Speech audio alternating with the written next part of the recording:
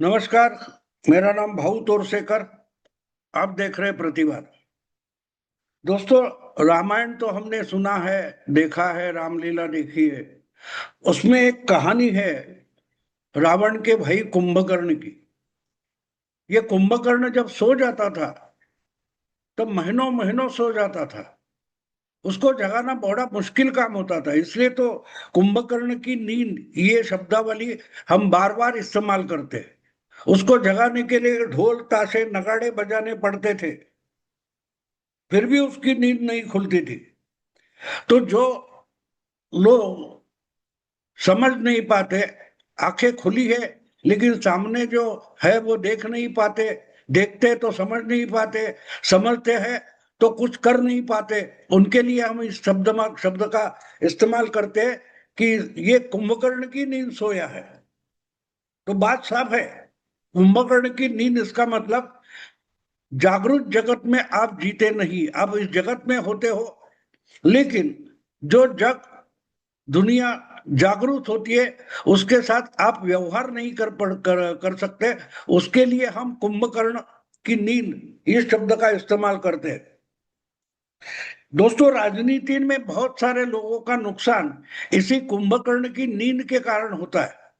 उनके सामने बहुत सारी चीजें होती है, घटनाएं होती है, वो देखकर इसका दुष्परिणाम क्या हमें भुगतना पड़ेगा, ये समझकर आप सही समय पर अगर सही कृति नहीं करोगे तो उसके विपरीत परिणाम आपको भुगतने पड़ते हैं।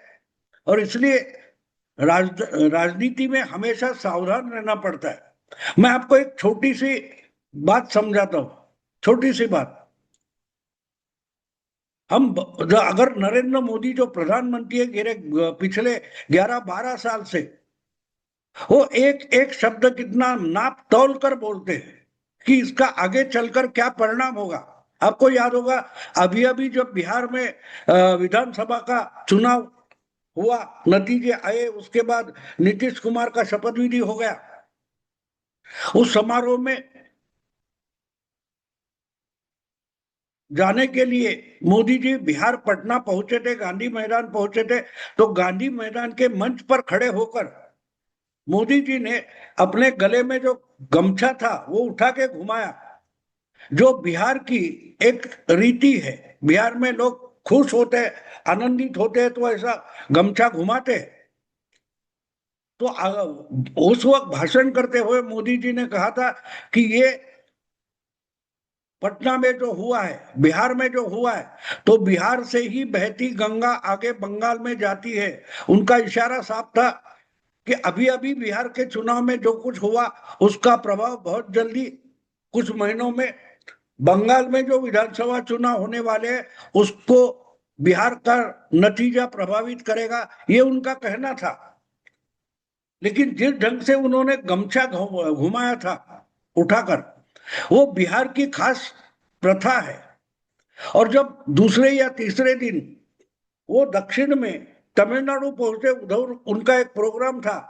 उस प्रोग्राम में कुछ लोगों ने गमछा घुमाया तो मोदी जी ने इमीडिएट ओस पकड़कर रेफरेंस दिया था कि अरे, बिहार की हवा यहां तक पहुंच गई। उसका मतलब क्या था? उसका मतलब ये था कि अगर बिहार से दूर दक्षिण में बसे तमिलनाडु में अगर मोदी का अभिवादन करने के लिए कुछ लोग गमछा घुमाकर दिखा रहे हैं, तो जो हवा बिहार में चली, अगर वो चक्रवात था तो उसका थोड़ा झोंका कम से कम तमिलनाडु तक पहुंचा है। ये कहने का मतलब ये था कि अगर तमिलनाडु तक बिहार की हवा झोंका करके पहुंचती है तो वही चक्रवात, वही सुनामी बंगाल में अच्छी तरीके से पहुंचेगी, ये उनको कहना था। तो राजनीति में कहने का मतलब है, शब्द का इस्तेमाल होता है, घटना होती है, गड़बड़ होती है, जो कुछ होता है, हलचल होती है, वो समझना जरूरी होता है। अगर आप समझे तो उसका फायदा उठाओगे, वरना आप अपना ही नुकसान कर बैठोगे।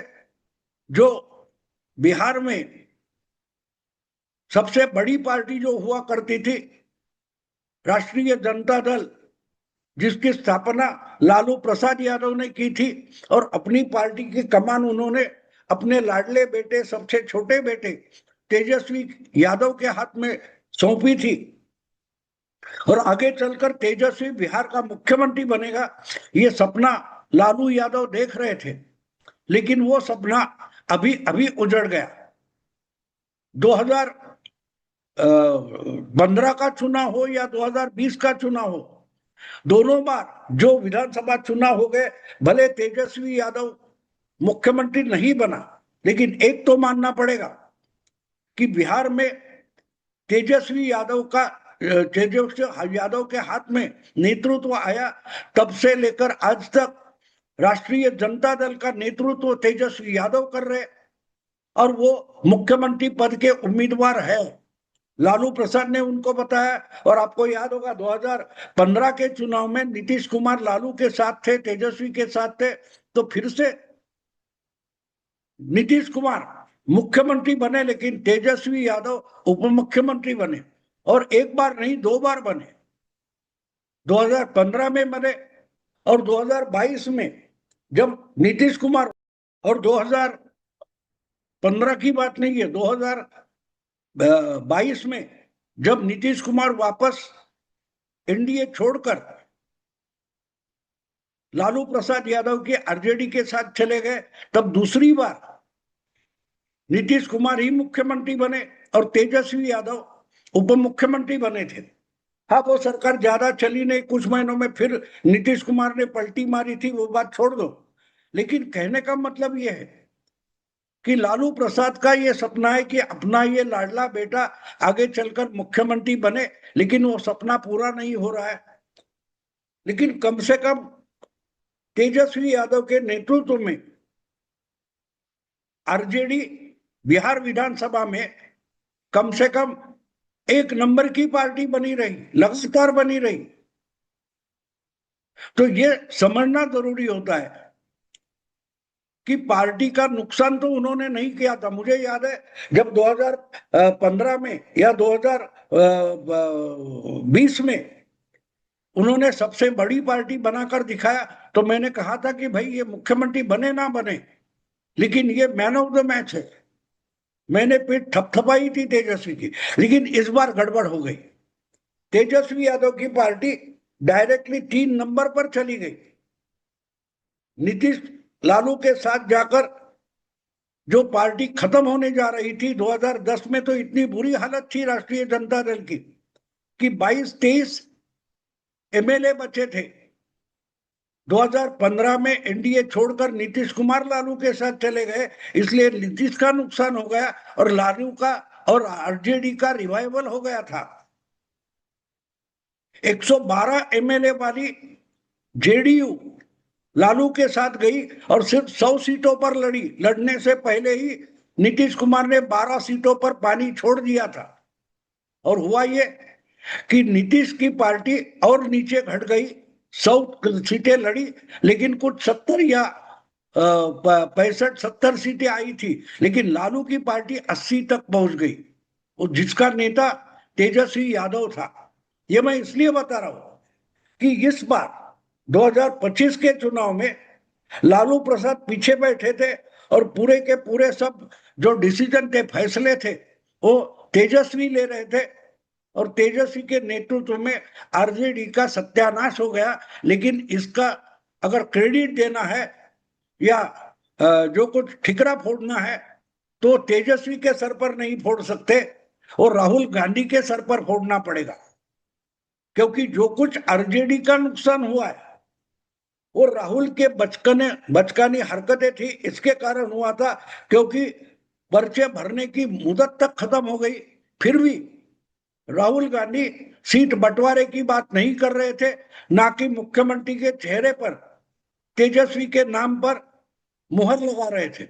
और इसमें टाइम निकल गया और जब वोटिंग हो गई तो बुरी तरह से तेजस्वी हार गए और माना गया कि ये इंडी अलायंस की हार है।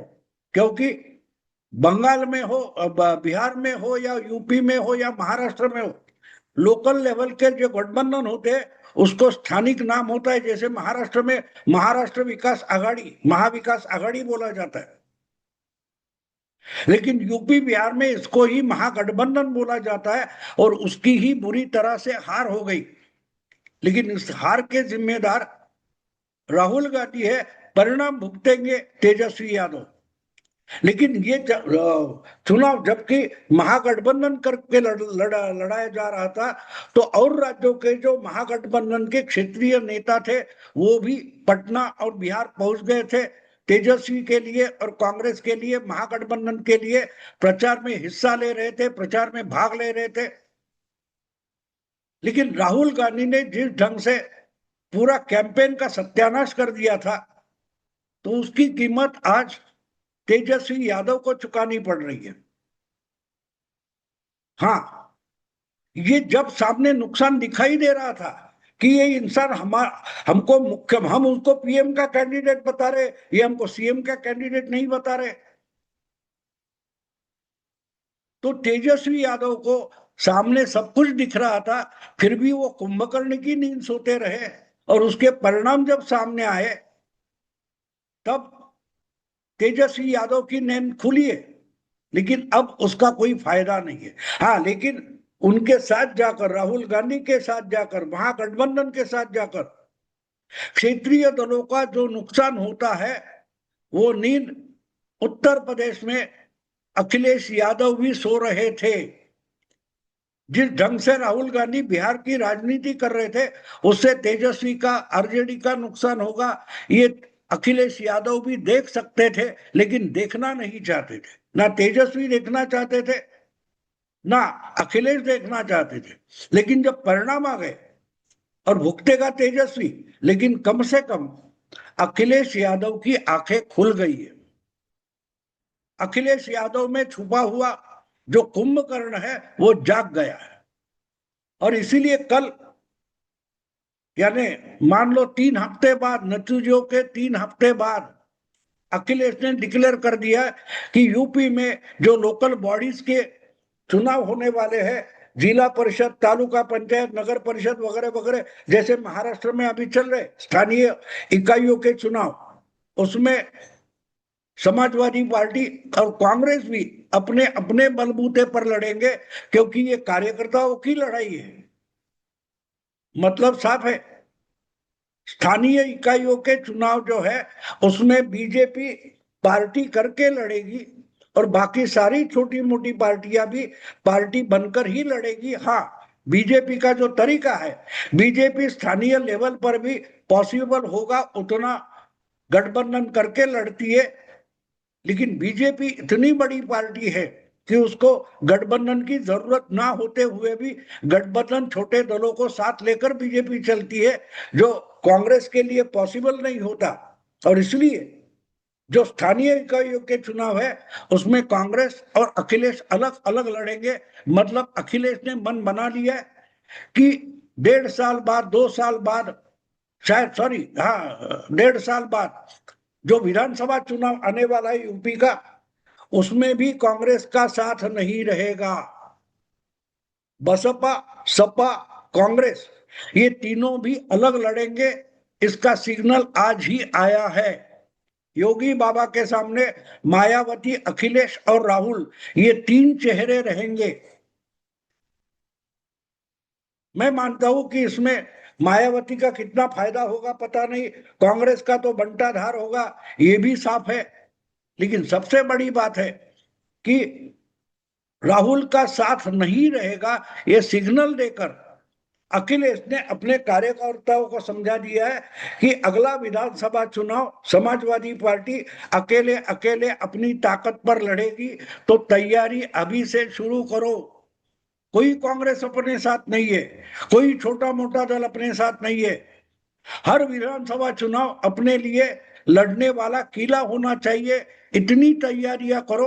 और इसके लिए अभी जो लोकल बॉडी इलेक्शंस है उसमें ही इस किले की ईंटें और पत्थर लगाना शुरू करो, दीवारें बनाना शुरू करो, जो 1.5 साल बाद विधानसभा के चुनाव में तटबंदी करके काम आएगी। और ये अचानक नहीं हुआ है, क्योंकि खुद अखिलेश भी गठबंधन और तेजस्वी और कांग्रेस के प्रचार के लिए बिहार गया था, जोर शोर से भाषण किए थे। लेकिन आज अखिलेश सावधान हो गया है। उसने तय किया कि जो भी कुछ हो, लोकसभा की बात अलग है, लेकिन विधानसभा में राहुल गांधी का साथ नहीं होगा, क्योंकि अगर राहुल गांधी के साथ हम जाएंगे तो हमारा ही ज्यादा नुकसान होगा। कम से कम एक कुंभकर्ण जाग गया है। आगे क्या होता है बाद में देखेंगे। अभी ये रुकता हूं। अगर वीडियो पसंद है तो लाइक कीजिए, शेयर कीजिए और प्रतिवाद को सब्सक्राइब कीजिए। नमस्कार।